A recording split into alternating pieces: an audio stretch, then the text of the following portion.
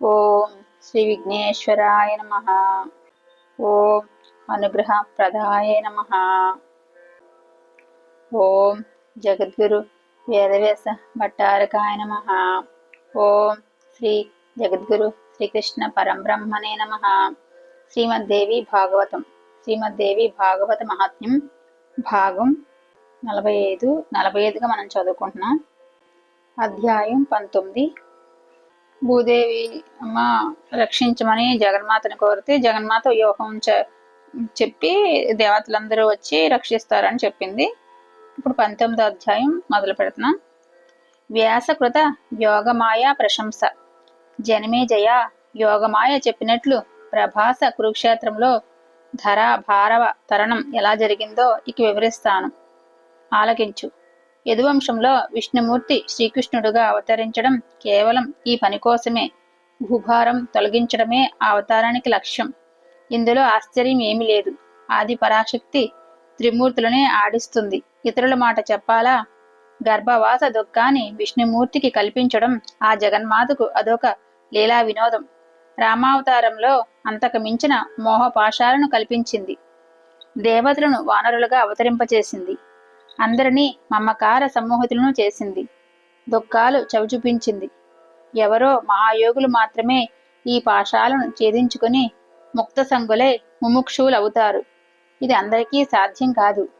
ఆ విశ్వేశ్వరీదేవిని ఉపాసించి ఆ భక్తిలో లేశాంశ లేక లేశల వాంశాంకాన్ని పొందగలిగితే చాలు, జీవుడు ముక్తుడవుతాడు.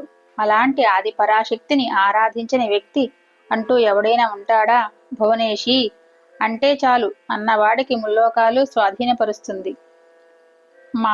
మాం పాహి అని కూడా అంటే ఇంకా భక్తుడికి ఇవ్వగలిగింది లేకపోవడంతో జగన్మాత రుణపడిపోతుంది.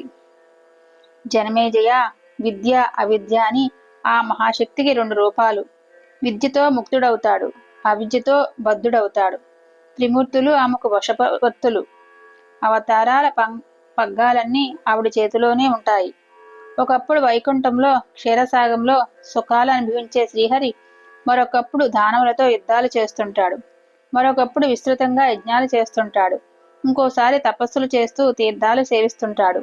ఇంకో సమయంలో ఆదిశేషుడి మీద పడుకుని యోగ నిద్రపోతూ ఉంటాడు. ఏమైనా ఇంతటి మహావిష్ణువు ఏనాడు స్వతంత్రుడు కాడు. బ్రహ్మ, రుద్రేంద్ర, వరుణ, కుబేర, యమాగ్ని, రవీందు ప్రభూత దేవతలు, దేవనాయకులు ఎవ్వరూ స్వతంత్రులు కారు. సనక సనందాది మునీశ్వరులు, వశిష్ఠాది మహర్షులు అందరూ జగదంబకు వశంవరులే, ఆటబొమ్మలే. ముగుతాడు వేస్తే పశువులు ఎలా చెప్పిన మాట వింటాయో అలాగే దేవతలంతా కాల పాశ నియంత్రితులై జగన్మాతకు వశవర్తులై ఉంటారు. హర్షము, శోకము, నిద్ర, మెలకువ, అలసట మొదలైన భావాలు, అవస్థలు సకల ప్రాణికోటికి అంటే దేహదారులందరికీ సమానంగానే ఉంటాయి. దేవతలను అమరులు అంటే మరణం లేనివారని, నిర్జరులు అంటే ముసలితనం లేనివారని, వాళ్ళు మరణం లేనివారు ముసలితనం లేనివారుని అట్లా అమరులు నిర్జరులు అంటారు అంటూ గ్రంథకర్తలు కీర్తించడం ఏదో మాట వరుసకే తప్ప పరమార్థత ఇది సత్యం కాదు. ఉత్పత్తి, స్థితి, వినాశాలు దేవతలందరికీ ఉన్నాయి, ఇది సత్యం. మరింక అమరులు ఏమిటి, నిర్జరులు ఏమిటి? పుడుతున్నారు, దుఃఖాలు అనుభవిస్తున్నారు, అటుపైన గిడుతున్నారు. వీరిని దేవతా శబ్దాలతో వ్యవహరించడం కూడా సమంజసం కాదు. దుఃఖాలలో ఎలా క్రీడించగలుగుతున్నారు మరి? క్షణంలో ఉత్పత్తి నాశాలు కనిపిస్తున్నాయి కదా.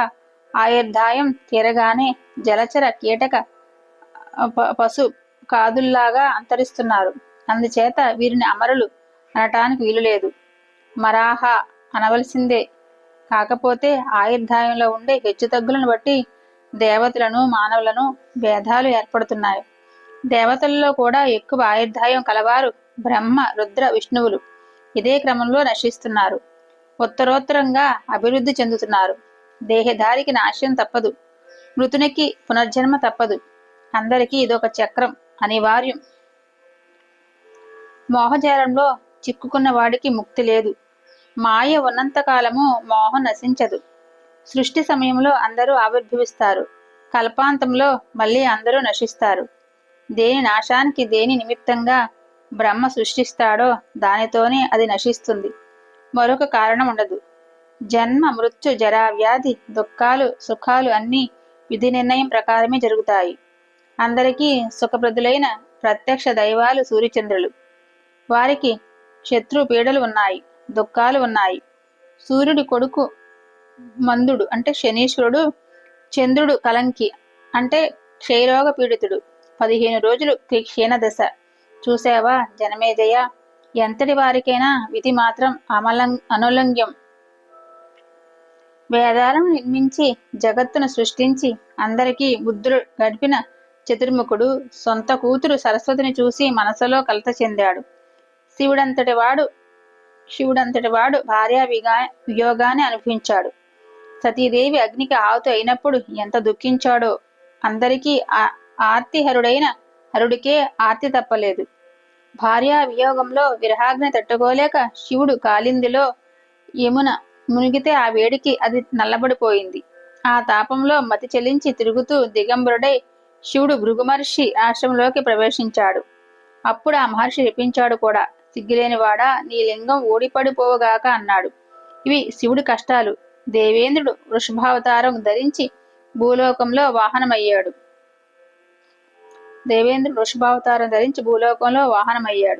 వివేకవంతుడు సర్వజ్ఞుడని పేరు పడేసిన విష్ణుమూర్తి బంగారు లేడును చూసి మోసపోయాడు.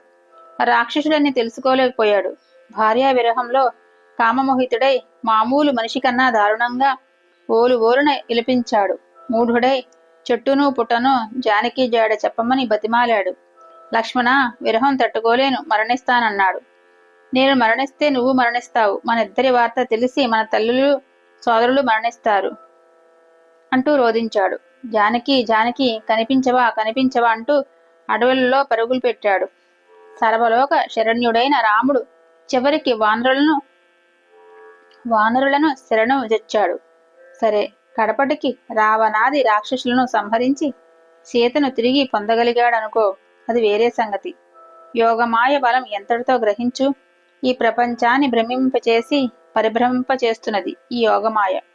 విష్ణు తదధీనుడై కృష్ణుడుగా అవతరించిన కథ విందువుగాని చెబుతాను. కంస దౌష్ట్యం. యమునా తీరంలో అందమైన మధువనం ఉండేది. మధుపుత్రుడు లవణాసురుడు దానికి అధిపతి.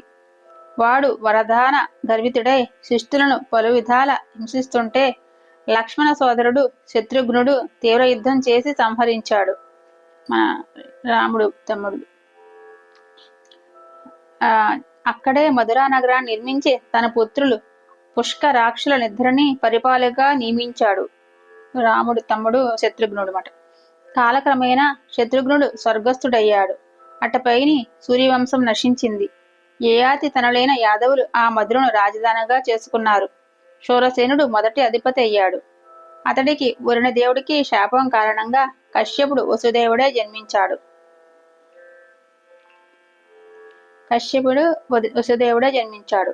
దశ దిశలా ఖ్యాతి గడించాడు. అదే కారణంగా అదితి దేవకుడికి దేవకీదేవిగా జన్మించింది. ఉగ్రసేనుడికి కంసుడు జన్మించాడు. దేవకుడు దేవకీదేవిని వసుదేవుడికిచ్చి వివాహం చేశాడు. ఆ సందర్భంలో ఆకాశవాణి ఇలా పలికింది: కంస, దేవకీదేవికి అష్టమ గర్భంలో జన్మించిన కుమారుడు నిన్ను సంహరిస్తాడు, తెలుసుకో. ఇది విని కంసుడు ఆశ్చర్యపోయాడు. దేవవాక్యం కదా, అసత్యం కాదు అనుకున్నాడు.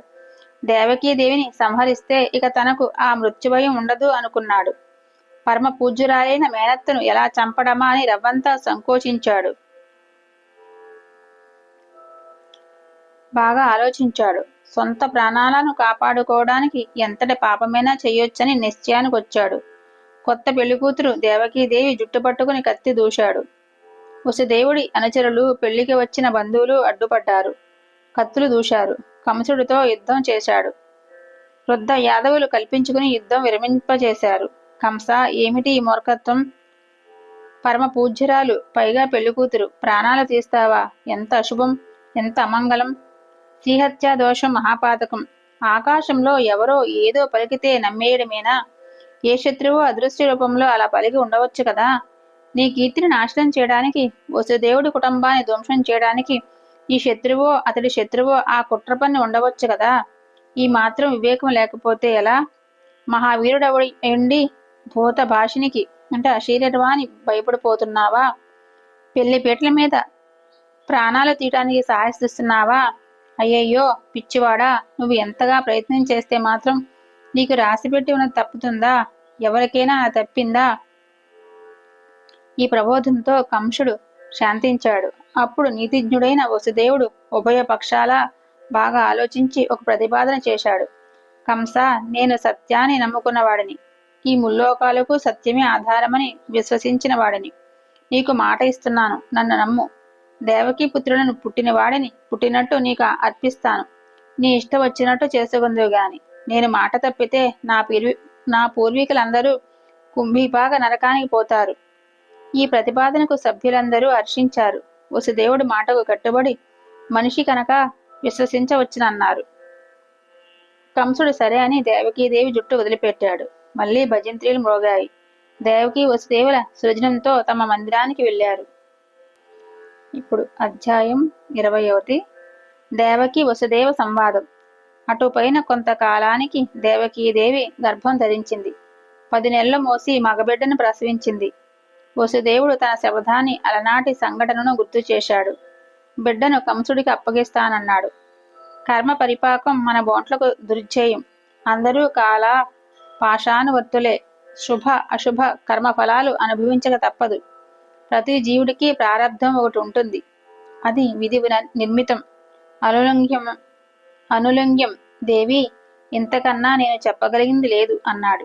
వసుదేవుడు అంతరంగంలో పడుతున్న ఆవేదన అర్థమైంది. దేవకీదేవి అంది కదా, స్వామి, ఎవరు చేసిన కర్మ వారు అనుభవించక తప్పదంటున్నారు నిజమే. కానీ తీర్థయాత్రలు చేయడం వల్ల, తపస్సులు చేయడం వల్ల, దాన ధర్మాలు చేయడం వల్ల దుష్కర్మల ఫలితాలను తప్పించుకోవచ్చునేమో. ధర్మశాస్త్రాలలో ప్రాయశ్చిత్త విధులు ఇందుకే కదా చెప్పారు. బ్రహ్మహత్య, సువర్ణాపహరణం, సురాపానం, గురుపత్ని గమనం వంటి పంచ మహాపాతకాలకు ప్రాయశ్చిత్తంగా 12 ఏళ్ల వ్రతాన్ని మను ప్రభుతులు ధర్మశాస్త్రకర్తలు ఉపదేశించారు కదా. వాటిని ఆచరించిన వారికి పాపాలు తొలగిపోవా? మరి తొలగిపోనట్టయితే తత్వదర్శులైన మహర్షులు వాటిని ఎందుకు చెప్పినట్టు? యాజ్ఞవల్క్యుడు మొదలైన ధర్మశాస్త్రకర్తల మాటలు నిరర్ధకాలేనా? అదీకాక ప్రాణేశ్వర, జరగవలసింది జరిగి తీరుతుంది అనే మాటను అంగీకరిస్తే ఇక సకల శాస్త్రాలు, సకల ప్రయత్నాలు వ్యర్థమే కదా. తగ్గవలసుంటే రోగం తగ్గుతుందన్నప్పుడు ఆయుర్వేదం ఎందుకు? రావలసుంటే స్వర్గం వస్తుందన్నప్పుడు అగ్నిష్టోమాది యజ్ఞాలు ఎందుకు? ప్రాణికోటి ప్రవృత్తిశీలమే నిరర్ధకమవుతుంది కదా. ప్రమాణాలన్నీ వ్యర్థమైపోతే ధర్మానికి మూలఛేదం జరిగిపోదు. మరొక్క మాట నాథ, ప్రయత్నించి ఉద్యమించి కార్యాలను సాధించుకున్న వ్యక్తులు ఎంతో మంది మన కళ్ళ ఎదుట కనబడుతున్నారు. వారిని ఆదర్శంగా తీసుకోవడం మన కర్తవ్యం. మన బిడ్డను మనం దక్షించుకోవాలి. ఒక మంచి కోసం, ఒక శుభం కోసం మాట తప్పడం ఏ రకంగానూ నింద్యం కాదని బుద్ధిమంతులు చెబుతున్నారు.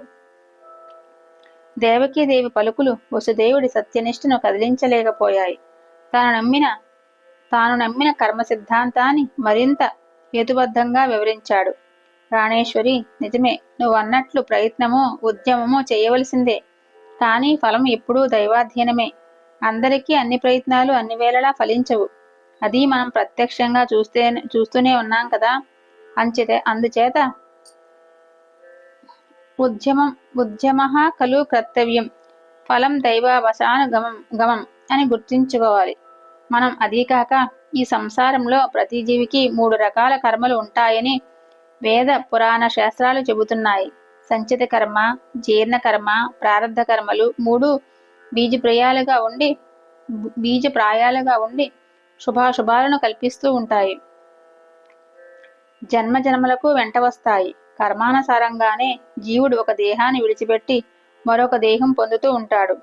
దివ్య దేహంతో స్వర్గసుఖాలు అనుభవించడం గాని, యాతనా దేహంతో నరకయాతనలు పడటం గాని అంతా కర్మఫలంగానే జరుగుతూ ఉంటుంది. వర్తమాన కర్మలు ప్రాయశ్చిత్తంతో నశిస్తాయి. సంచిత కర్మలు అంతే. ప్రారంధ కర్మలను మాత్రం యథాతథంగా అనుభవించక తప్పదు. ప్రారంధం అనుభవించక తప్పదు. అదొక్కటే వాటిని తొలగించుకునే మార్గం. అందుచేత ఓ ప్రియభామిని, సంచిత సంచిత కర్మలు అన్నిటికీ సంచిత కర్మలు ఏంటది అదే భవిష్యత్తు వర్తమానం గురించి అయితే చేయగలం కానీ ప్రారంధం ప్రస్తుతం జరిగేట్లని ఏం చేయలేమని చెప్తున్నాడు. అందుచేత ఓ ప్రియభామిని సంచిత ఆగామిని చేయగలవు అని చెప్తున్నాడు అనమాట. అందుచేత ఓ ప్రియభామిని, మన కుమారుణ్ణి కంసుడికి అప్పగించక తప్పదు. మాట తప్పి లోకనిందకు గురి కావటం ఎవరికీ అఖిలశనీయం కాదు. ఈ సంసారం అనిత్యం, అశాశ్వతం. జనన మరణాలు దైవాధీనాలు. అందుకని దేనికి శోకించవలసిన పనిలేదు. అది తప్పిన వాడి జీవితం వ్యర్థం. ఇహలోకమే లేనివాడికి పరలోకం ఏమిటి? కనుక దేవి, బిడ్డనిలాతే కంసుడికి అప్పగించి వస్తాను. సత్యాన్ని సేవించిన వారికి భవిష్యత్తు శుభప్రదంగా ఉంటుంది. సుఖం గాని దుఃఖం గాని సత్యమే సంశయం, సుకృతమే కర్తవ్యం. సత్య సంరక్షణాదేవి శుభమేవ భవిష్యతి. వసుదేవుడి సత్యనిష్టను కాదనలేకపోయింది దేవకీదేవి. అలాగని కన్నబిడ్డను అప్పగించను లేకపోయింది. తనలో తానే దారుణంగా విలపించింది. కడపటికి మనస్సు రాయి చేసుకుని వణికిపోతున్న చేతులతో బిడ్డను భర్తకు అందించి బావురుమంది. వసుదేవుడిలో చలనం లేదు. ధర్మనిష్ట, సత్యనిష్టలు మూర్తిభవించిన వ్యక్తిత్వం. పసిగుడ్డుని పొత్తిలలో పెట్టుకుని కంసుడి ఇంటికి బయలుదేరాడు. చూపరులు అభినందించారు. ప్రజలారా చూడండి, వసుదేవుడు ఎంత సత్యసంధుడో. పసుగందుని మృత్యువుకి అప్పగిస్తున్నాడు. ఆహా, ఏమి ధర్మనిష్ట! ఇతడు జీవిత ధన్యం ప్రశంసించారు. వసుదేవుడి నిబ్బరంగా నడిచి వెళ్లి నెత్తురు గుడ్డును కంసుడికి సమర్పించాడు. అతడి ధీరత్వానికి కంసుడే ఆశ్చర్యపోయాడు. బాలుని తీసుకున్నాడు. చిరునవ్వులు చిందించాడు. వసుదేవా, నీ ధీరత్వాన్ని అభినందిస్తున్నాను. నీ సత్యనిష్టను ప్రశంసిస్తున్నాను. నిజంగా నువ్వు మాన్యుడివి, అసామాన్యుడివి. కానీ ఈ బిడ్డను నా మృత్యువు కాదు, నువ్వు హాయిగా తీసుకుపోవచ్చు. 8వ కానుపను పుట్టినవాడే నా పాలిట యమధర్మరాజు అని కదా అశరీరవాణి చెప్పింది. కాబట్టి అష్టమగర్భ సంజాతుని మాత్రం నాకు తెచ్చి అప్పగించని చెప్పి పంపించేశాడు. వసుదేవుడు పసికందును తీసుకుని ఇంటికి తిరిగి వచ్చేశాడు. కంసుడి నిర్ణయాన్ని అతడి మంత్రులందరూ హర్షించారు. శిశుహత్య మహాపాతకానికి వృధాగా ఒడిగట్టకపోవడాన్ని అభినందించారు. కొలువు చాలించి ఎవరి గృహాలకు వారు వెళ్ళిపోయారు. కాసేపటికి నారద మహర్షి వచ్చాడు. అభ్యుత్థాన అర్ఘ్యపాధ్యాది సత్కారాలు యథావిధిగా నిర్వహించాడు ఉగ్రసేనసుతుడు. కుశల ప్రశ్నలు అయ్యాయి. రాక కారణం ఏమిటి తెలుసుకోవచ్చిన మహర్షి అన్నాడు వినయంగా కంసుడు. కంస, ఆ మధ్య నేను ఒక రోజున మేరు పర్వతానికి వెళ్ళాను. అప్పుడు బ్రహ్మాది దేవతలు సమావేశమై తీవ్రంగా సమాలోచనలు జరుపుతున్నారు. మంత్రాంగం నిర్వహించారు. నిన్ను సంహరించటానికి విష్ణుమూర్తి దేవికి వసుదేవులకు పుత్రుడుగా జన్మిస్తాడట. నువ్వేమో ఇప్పుడు చేతికి చిక్కిన శత్రువును సంహరించకుండా పంపించేశావు. ఎంత తెలివి తక్కువ వాడవయ్యా! రాజనీతి తెలిసిన వాడు ఎవడైనా ఇలా చేస్తాడా? నారద, అశరీరవాణి మాట ప్రకారం అష్టమ గర్భ నా శత్రువు. వాడిని చంపుతాను. వృధాగా ఈ శిష్యులందరినీ సంహరించి పాపం మూట కట్టుకోవడం ఏమిటి? ఎందుకు? కంస, ఇందుకే నిన్ను వెరివాడు అంటున్నాను. దేవతల మాయాబలం నీకు తెలియదు. అల్పుడైన శత్రువును ఉపేక్షించకూడదు అనేది అతి సామాన్యమైన రాజనీతి. ఇది నీకు తెలియదు. అష్టమ గర్భం అంటున్నావు. ఏది అష్టమ గర్భమో నువ్వు ఎలా లెక్క కడతావు? ఏది కలపాలో ఏది తీసివేయాలో తెలుసా? నీ అంతటి మూర్ఖుని నేనెక్కడా చూడలేదు. అయినా నాకెందుకులే అని నారదుడు వెళ్ళిపోయాడు. వెంటనే కంసుడు వసుదేవుడి ఇంటికి మనుషుల్ని పంపాడు. పసిబిడ్డని తెప్పించాడు. రాతి బండకు విసిరికొట్టాడు. మందబుద్ధి సుఖంగా నిద్రపోయాడు. 20వ అధ్యాయం సంపూర్ణం. 45వ భాగంగా చదువుకుంటున్న 45వ భాగం సంపూర్ణం. ఓం శ్రీ గురుభ్యో నమః. సర్వం శ్రీకృష్ణార్పణమస్తు.